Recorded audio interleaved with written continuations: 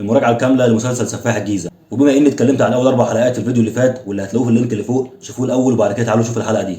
وبما اني اتكلمت عن ال4 حلقات الاولانيين، ففي الفيديو ده هتكلم عن اخر 4 حلقات وبالذات اخر حلقتين والنهايه اللي رمت بتوقعاتي اسفل سافلين. المهم ندخل في المراجعه.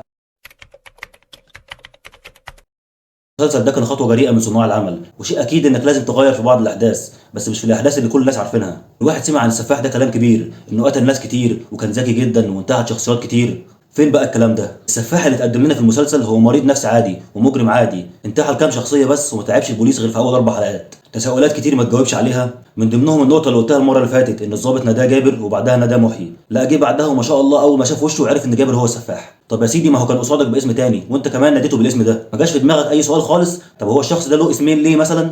النقطة دي ونقط تانية خلتني احس ان سيناريو المسلسل مليان عك، والنهاية بتاعته كمان نهاية مجرم عادي. ما جاش في دماغه مثلا ان الضابط ده لما يجي مش هيجي لوحده؟ فالنهاية هي نهاية مجرم عادي مش سفاح ذكي وحير البوليس، ودي المشكلة انها نهاية عادية تقليدية. الواحد يفتكر انه هيهرب من البوليس ويجري وراه كتير وبعدها يغير شخصيته تاني، ودي مشكلة ان الواحد يعلي توقعاته.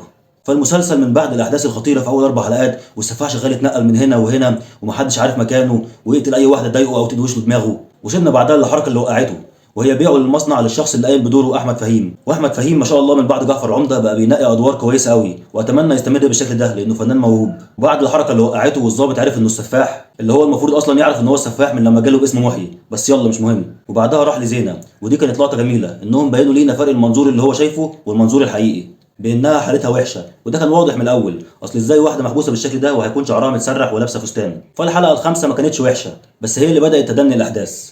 وفي الحلقه السادسه اتعرض الماضي بالتفصيل، وده كان شيء جميل برضه، بس تحس ان المسلسل قلب درامي اكتر من انه مسلسل جريمه. وجينا بعدها لاخر حلقتين اللي انا شايفهم عاديين جدا الصراحه. جابر خطف الابن العاق ومشينا في الاحداث لغايه النهايه التقليديه والعبثيه، اتقبض عليه ودخل مستشفى امراض عقليه، وفي الاخر ساب شنطه اللي في الغالب هتكون لاخوه، ومش عارف هل كده بيمهدوا لانتقام اخوه ولا ايه. وبعدها الواحد لقى مكالمه من انجا وسعود وجابر طلع، طب هو هرب ولا ايه اللي حصل؟